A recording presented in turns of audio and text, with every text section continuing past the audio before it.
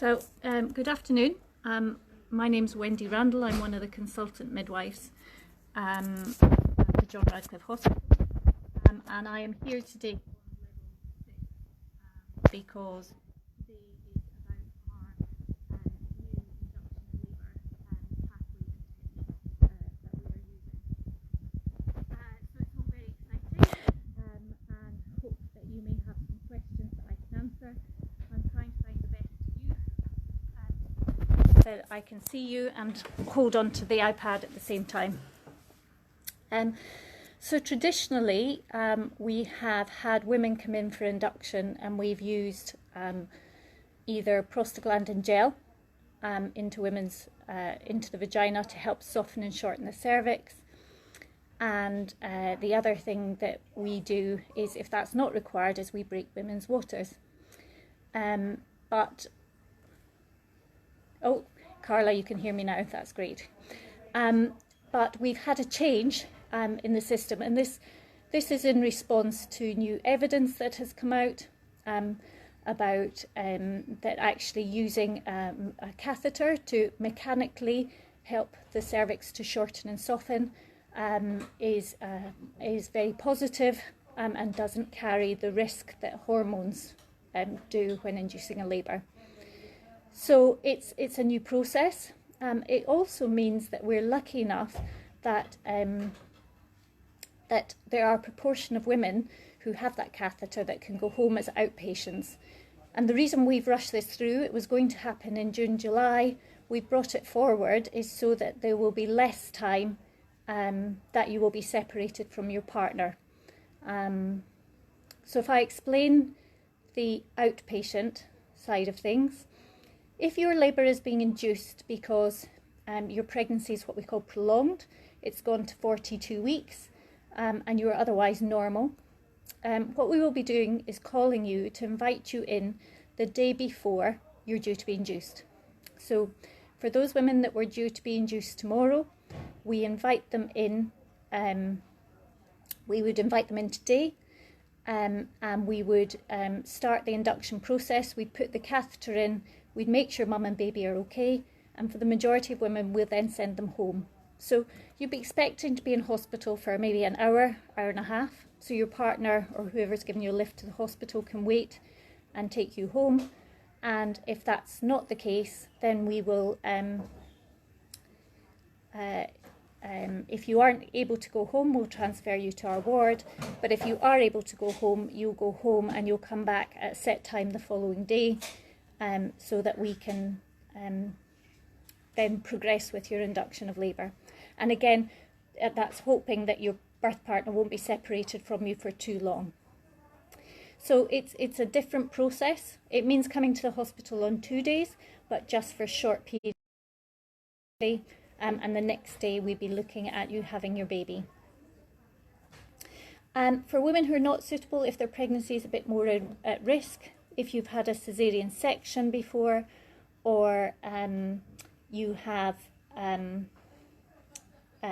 problems with your blood pressure, we will just invite you in on the day that we are due to induce you, and we will still use the mechanical induction as our first port of call to soften and open that cervix so that we can break your waters.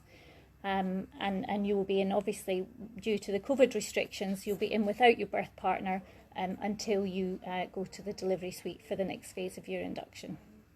So that's the new induction process. There is a patient information leaflet that we are just getting finalised, so it's not the current one that's on our website, but we will send it out to women so that they have it and they can go through, they can have a read before they come in. So I've had a few questions, so I'm going to answer those just now, just while we think if there's anything else about the induction that you want to know about. So Lorna, you said you have a planned caesarean section on 18th of May. How will you know what time to arrive, or if the date changes, when you will be notified normally? So Lorna, we do tell you that caesarean sections are a provisional date, and they can change up until the day of the operation. We haven't had to change any at short notice for a while, but that isn't to say it can't happen. and generally somebody will call you in the week up into your operation to tell you the time that you will come in for your operation. As we do some in the morning, which means you come in very early in the morning, some that are in the afternoon, which means you come in late. So Sean, you've got a question: how many weeks can I request to hold a first meeting, and who will it be with? So Sean, we ask you if you have concerns about having this baby or you want some extra support, speak to your community midwife, because there is a good chance that your community midwife will be able to help you. If she thinks that she requires some additional support, she will send you to the most appropriate person. That might be a consultant obstetrician, or it might be a consultant midwife. So if it is a consultant midwife, it would either be myself or my colleague Emily Grace, who's one of the other consultants. But always start with your midwife, because it's amazing, they can sort out if you're needing to have an additional appointment with us. Hi to you too, Kat. I hope that you can hear better. I don't know if I have turned the mic or not. If I have, I definitely prefer my laptop to the iPad. So Carla, you've asked, you're 38 plus 3 weeks, and you're saying if your baby doesn't arrive by 40 weeks, when can you have a sweep? And also, when is the induction allowed? So Carla, we in Oxford at present, we plan to induce women if they are low risk when they are 42 weeks pregnant, because this gives you the best chance of going into natural labour. And you can have a stretch and sweep in the week before your induction with your community midwife. So it tends to be at the last appointment that you have with your community midwife before the induction is arranged. And she will offer you the stretch and sweep then. Stretch and sweeps are optional. It's something that we recommend, but if for women that don't want to have it, you can obviously do it.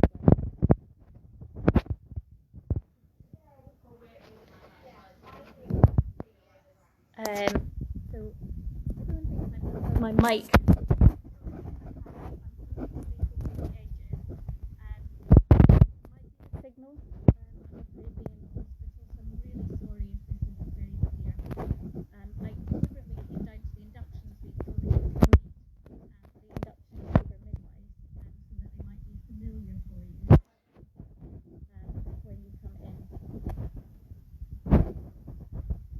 Signal.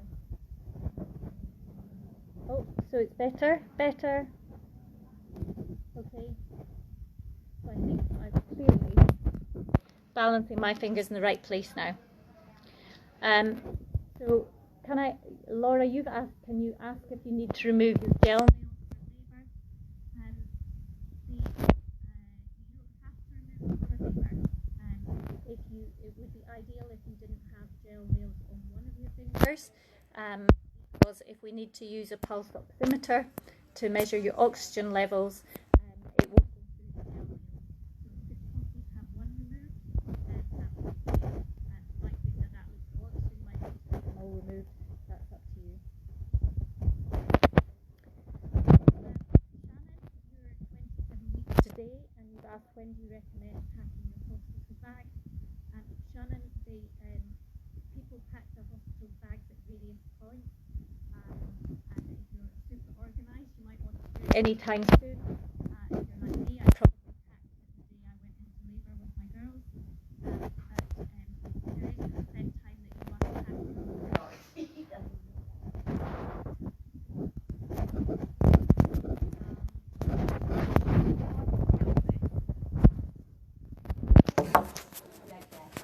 Right, I'm going to ask, turn your iPad round. Can everyone hear me now?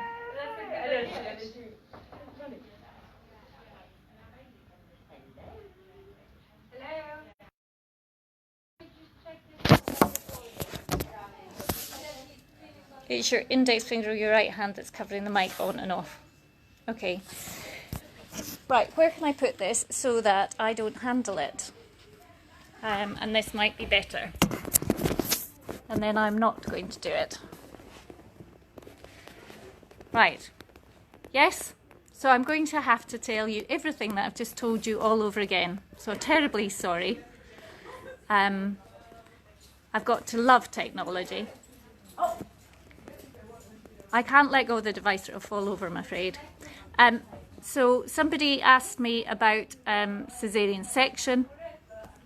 So caesarean section, if you have a planned caesarean section booked, they will contact you in the week before the caesarean section to tell you what time to come to hospital, and they'll arrange for you to get some medication to take and tell you when to stop fasting from. You won't know until that time whether your caesarean is in the morning or in the afternoon. And so if it's the morning, you'll be asked to come in quite early, around 7 o'clock. If it's the afternoon, it will be later in the morning. So we won't know that detail until nearer the time.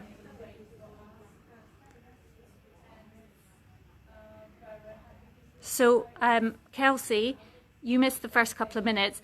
I wouldn't worry, I don't think anybody could hear me, but you're due for induction on Friday at 41 weeks. So Kelsey, you'll get a phone call beforehand, and we'll be assessing whether we bring you in the day before or actually on the Friday. Yes, somebody will be in touch in the next day or two to go through the plan with you, but generally you won't hear later than Friday. So hopefully we can answer your questions for you then. Okay. So Kelly, you've asked how long roughly do you get kept in now for a caesarean section. We bring you in on the morning of the operation, and generally we like to have you home the following evening if we can. So it's relatively quick getting you home. Sometimes there can be a bit of delay getting medication or things to get you home, so please bear with us. We will get you home as soon as we can. Delena, you've asking questions about the length of your cervix and if it's normal. Delena, if you've had a scan for cervical length, if the obstetrician will then talk to you about whether they're concerned or not or need to have a stitch. Cervical length is not my specialty, but if they haven't called you in for an additional scan, then or a stitch, then presume that everything is normal. Now, I just want to also today stress again that we've set up an Ask the Midwife phone line. So that phone line is available from 11 a.m. until 7 p.m. and they are experienced community midwives that run the phone line. So they will be able to answer any questions that you may have. So you don't have to wait until you see me on Facebook once a week. You can phone that phone line. Now in the first few days we had a few teething problems, but that line has been up and running properly, definitely since Saturday, but Friday evening as well.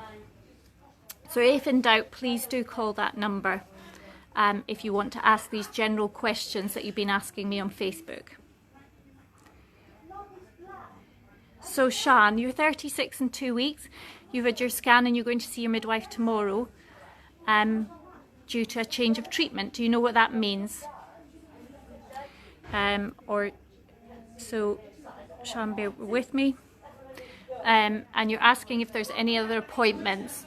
So Sian, your community midwife will go through it again with you tomorrow. I'm not sure what a change of treatment involves because obviously I don't have your history, but please be reassured that the midwife will explain it all to you and make sure she answers your questions when you see her. Jade, you're 35 weeks pregnant and you think you're getting signs of labour. And would we try and stop it?